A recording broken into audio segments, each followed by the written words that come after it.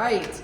Hi guys, welcome back to the Buffalo Bridal Podcast. I'm Molly from the Planning Touch. I'm here with Heather, and we have a special guest, Lisa, from the show at Shea, Seneca. How are you today? Good, how are you doing? Good. As you can see, this place is gorgeous. We're hanging out in the bar area right now.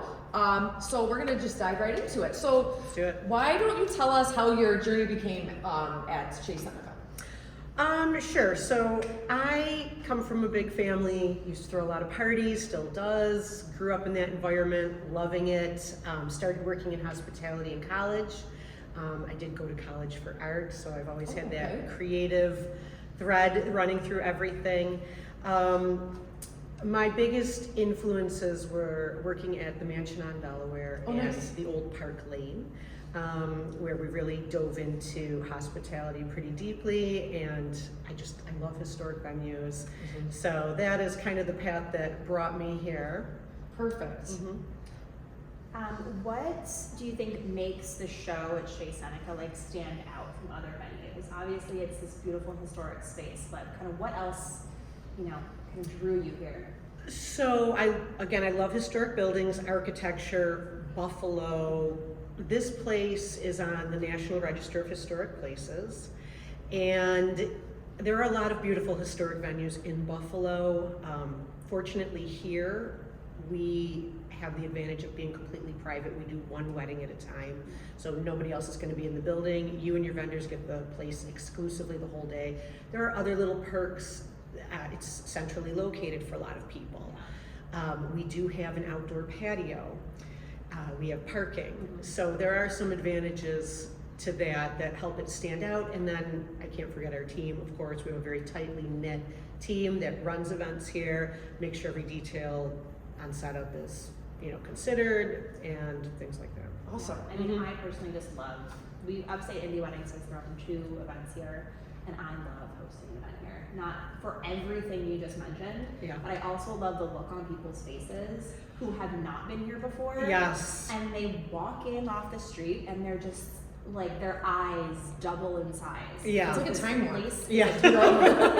Yeah. It's gorgeous. Yes, it's one of a kind. That was Michael Shea's intention. The place was created as a movie theater in 1929, and it was meant as an escape, for people to get away from everyday life, their work life, come in, meet family and friends, have a good time. And all the motifs he brought into the architecture here are neoclassical, Baroque revival. You just walk in and it never gets old. Yeah. Seeing people's faces and just instantly being transported, feeling great, taking in all the details and just loving it. Yeah, it's a vibe. It's definitely a vibe. It's a whole vibe. Yeah. A friend of mine got married here, and the groom's family was from out of town. And they all, just one after, it was just so fun to watch everybody just be so impressed with the space. Yeah. Because it's not what they expected. Yeah. Right. You're outside and you're like, what am I walking into? And then it's just like, whoa. Yeah, it's like a secret little gem heading over here. So let's say that people walk in and they're very interested in booking this space for their wedding. What is the process that you kind of go through to book the weddings? So generally people are finding us online or on social media and reaching out. We do have a lot of transparent information on our website about the space and how to book us. But usually we'll start with people will fill out a form, or they'll come to me through a referral from somebody who's had an event here or someone in the industry. And we'll have a phone call, talk a little bit about what their vision is. If it seems like it's a good fit, we get them in for a tour. Show them around everything we have to offer, and then we move forward, with the contract, and from there work with them. We do a couple meetings, and we share our vendor network with them. We have a really good group of people on our list that we like to refer to. It is not mandatory to use our vendor list, but it is a really good, nice size list with some really high quality local small business vendors on there. That's kind of how that goes. Amazing. Awesome. Yeah. What other events, do you host other events here besides just weddings? Oh yeah, so we will do large corporate galas, awards. We also work with a lot of nonprofit groups. To help with their fundraising efforts. So all of those things are taking place in our schedule, and the people who are throwing those events are loving it as well as the weddings. Awesome. Yeah, we'll also do a couple open doors, community style awareness events, like the cake club we just I was did. just gonna say, the key club. I needed, next time you do that, Yeah. if you do it again, I would I'd like to know about it in advance. I would like to know, but I have to bring a cake. Yes. Sure. I could whip together a funfetti if that's admission. Yeah, Right? yeah. I can't guarantee it's gonna be great. So that event was super cute.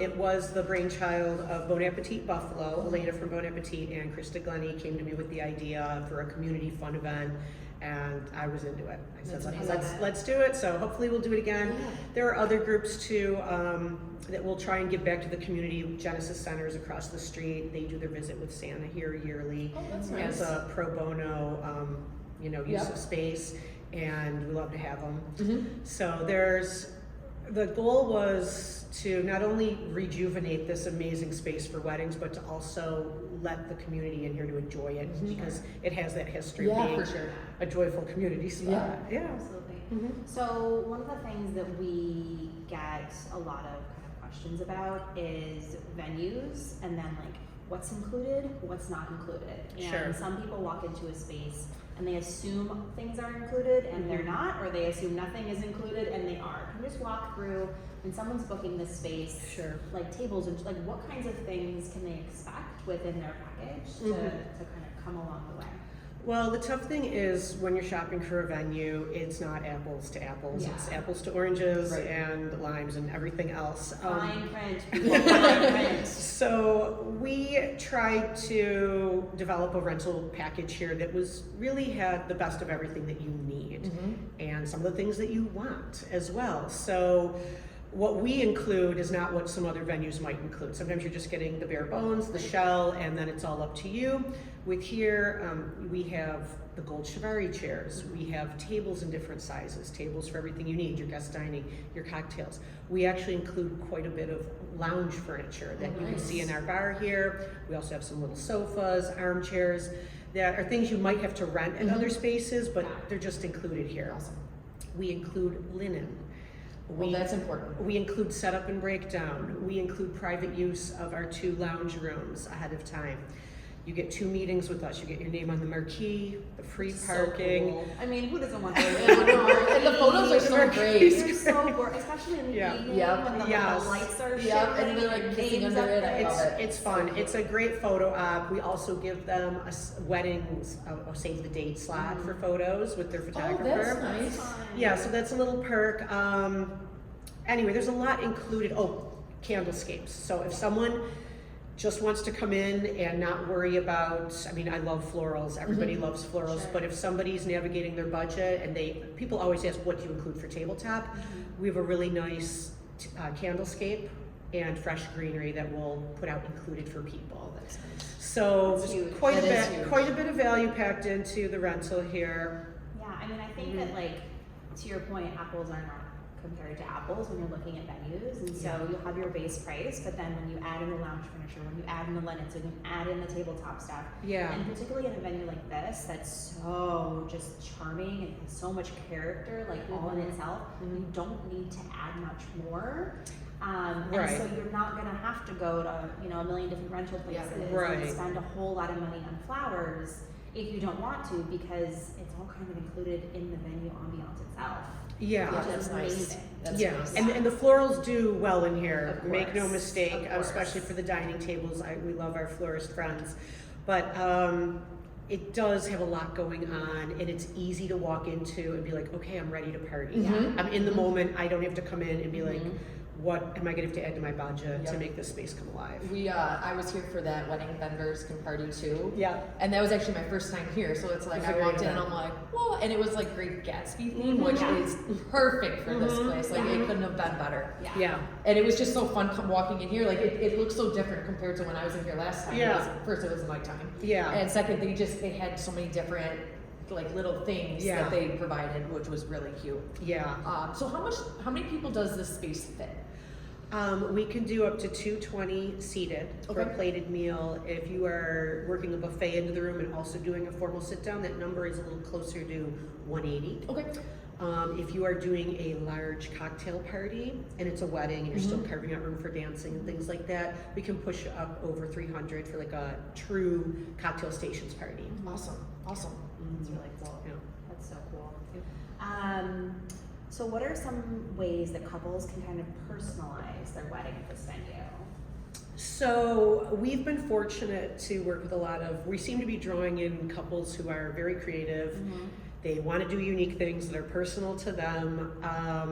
So requests I've seen, it's anywhere from, personalizing your tablecloths, chargers, that whole routine, florals, but people who are like, I want to use sunset lamps and do a mezcal tasting. Cool. Or I want to put out a little Lego station for people to make their own Legos or decorate with more house plants. It's a little different. We've had a lot of, we try to say yes as much as we can to help the vision come to life. So people are personalizing with a lot of different things, and we're here for it. I love it. The space is also so versatile. So you have this beautiful, historic lobby with this gorgeous bar, and then you have a huge ballroom in the back. Yes. So my friend who had her wedding here, we utilized the lobby space for the actual ceremony.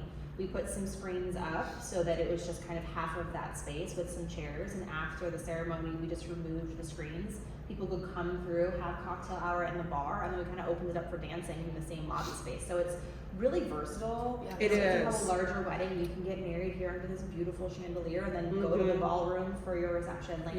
There's so many different ways to leverage the beautiful spaces within this building. There are. One of the neat things is, even though it's over 9,000 square feet of space in total, it can, for a large group, there's plenty of space to do whatever you need to do in here, and it feels good and comfortable, but also for those smaller groups who want to do a mini moni, an intimate wedding, an elopement. A mini moni.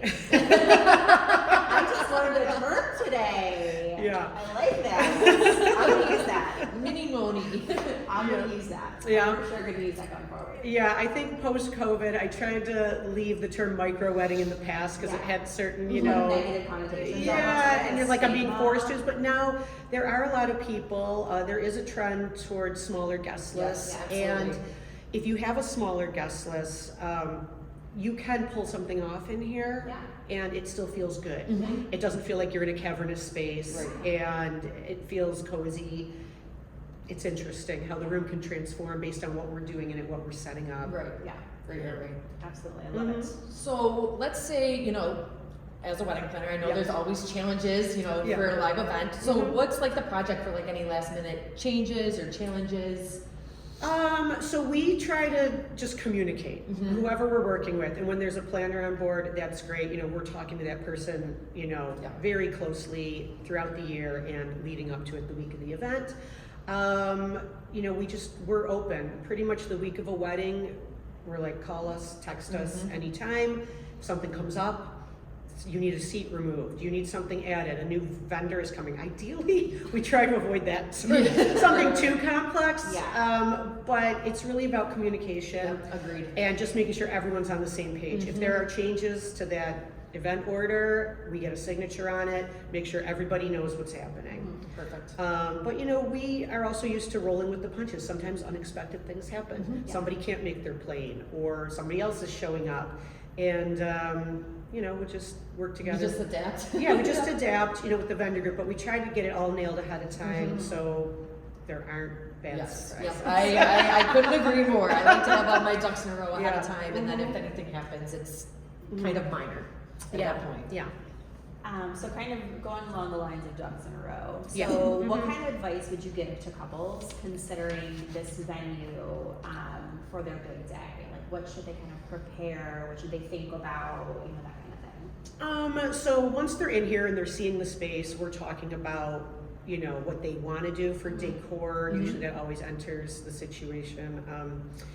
And we'll hash that through, do they want to do their own giant candlescape, or are they doing some installation with a florist? So we'll hash that out. But I think one of the fun things is you get a choice of caterer here. You are not nailed down to an in-house catering service. And there's a lot of creativity and room to personalize there. So one of the fun things they can do ahead of time is go to dinner at some of these places that they might be Yeah. interested in. So some of my catering partners have incredible restaurants, Yeah. so they can go in there, test out the food ahead of time, Maybe a and fun date night. Make Yeah. Yes, we're all about that. Like even my planning sessions with Yeah. other couples, I'm like, grab a drink, Date night. let's start planning. Yeah. Like, let's have it make it Let's fun. have fun. yeah, so you can visit Zambistro, Osteria, JT's, the Grange. So that's kind of fun. So that's something they can get ahead of with their planning, because that truly is the next step once Yeah. they find the venue. And it's a good time, and it's a way for you to work in different budget price points for as part of your larger Yeah. budget, but also get that food really customized to what you want. Right, right. I love that. Yeah. Yeah, I think there's a misconception when people walk in this space. They're like, oh my gosh, this is going to be so far out of my total budget. But then you've made it so easy with all of these different vendor options and providing so many things with the table state to make it, this beautiful space that's much more accessible. And Yeah. I think people really understand. Yeah, our goal was to be accessible. We want it to be easy on Yeah. people, Yeah. but also fun, and there's Right. plenty of room for personalization. Absolutely. What is your favorite part about hosting or planning events and weddings here? Well, I love helping people realize, especially if they come with some wild vision, if we can pull it off and help them realize that, it makes me so happy. I love working with the families, meeting the parents, brothers, sisters, best people, all of that. But we touched on it already, just seeing their face when they walk in, and just the pure joy, and then celebrating here. Yep. It's my favorite. I love it. Love Yep. happy people. Yes, it's good. Have there been any unexpected moments? So In a good way. yeah. Yeah. So there have been times where someone wants to surprise somebody, guest of honor with Yes. something, whether it's a specialty dessert or a song or a surprise guest who could fly in at the last moment. So we're happy to work with those family members to make that happen, to pull off those surprises.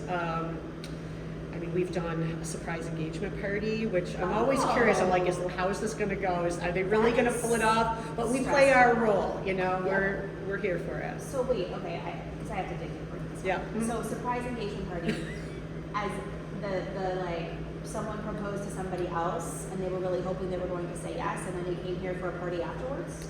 Pretty much. Ooh, that's stressful. That's So stressful. they got engaged somewhere else, and then this was kind of where they were going to celebrate. Yes. What if they said no? Okay, I feel like they have to have a good sense ahead of time that it's going to be a yes. Yes. That's a lot of pressure. Surprise anything is very. It can be It, wide. it can just because you don't know. There's variables. What's Yeah. surprise on surprise? It's like a lot Yeah. of layers and Yeah. unknown that Yeah. someone's really putting a lot of trust in. Oh wow. Right. That's Right. just- Well, I wonder how they get them. Do you know how they get them here without them knowing that there's a party going on? so to be clear, we don't do a lot of surprises. Yes. But the people I know who have done it, they have their ruse to something like, oh, we're going to go pop into someone else's party and say hi, or we're going to come in and just have a, maybe Yeah. play up that it's a speakeasy or something. Yeah. I don't know, but we'll roll Roll with the whatever punches, the ruse is That's and make it happen. But yeah, I think more common is to see someone with a surprise dessert or something like that. Sure. Okay. Yeah. Well, that makes me feel better. Mhm. Awesome. All right. So, where can people learn more about Shea Seneca? So we have a bit of information on the website.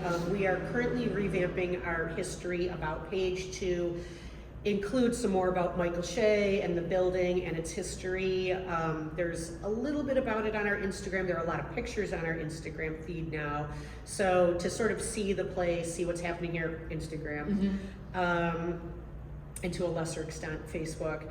But the website has quite a bit of information and is soon to have a little bit more. But also, we are working with Explore Buffalo to do some tours. Good idea. They were doing tours of South Buffalo last year, and they would just come knocking and pop in some Saturdays. yeah? when we were setting up. And usually, if anyone comes, if I can get them in the building, I'm like, come on, let's go look at, Yeah. So it started off the cuff last year. Then they reached out and said, you know what, we'd like to build this into part of our tour on Seneca Street. So I have just actually solidified a few dates with them where we are going to be officially on the tour, and people can come in just sort of casually, and you know, of course they can always reach out for a private wedding tour if that's their goal. But if someone's like not quite at that spot yet, and they just want to like check it out, get some history, it's super fun that we're able to do that. I love that. What a great way to like just get people in the building. Just appreciate. Well, and we want people. I mean, this building was boarded up for a long time, just like sort of sitting here quietly, waiting for someone to save it and rediscover it. When did you start doing weddings, and what year? Me myself, Yes. or here at this building. You yourself. Okay, now we're going into. So you think we're gonna wrap this up? And then Yes, that's fine. I am proud of the experience and history I have in the industry. I have been doing weddings in Buffalo in some sense for about 30 years, which is crazy to say out loud, but And so much has changed. a lot has changed. I've seen it all evolved with the times, and I always enjoyed it. Obviously, I still wouldn't be doing it if I didn't absolutely love it. But yeah, it's been a while, and it's always been with a historic venue. We mentioned the Park Lane earlier, the mansion on Delaware Avenue. Also spent a little bit of time, 5.5 years at the Terrace in Delaware Park. Awesome. / Mercy Casino, as it was called originally. So I am drawn to the historic buildings and the Buffalo and all of that good stuff, the architecture, the history. That's so Buffalo. That is Yeah. such an amazing like extra perk. Not only do you get this amazing venue, but you get someone with Well, 30 years of I experience. can answer a lot of questions. Like people and everyone, most of the people who are coming to us, it's their first time, and they're always like, we don't know where we're starting. Right. We have questions. I can answer those questions for me. I can speak to the questions from the experience and really help them figure out what they're doing. So, Awesome. Love it's it. great. Well, thank you so much, Lisa, for taking Thank the time. Thank you. you. This Thank is amazing. you. So happy to be here. Yeah. Awesome. Great to have you guys. Thank you so All right. much. Well, thank you, and we'll see you guys next time. Thanks, guys.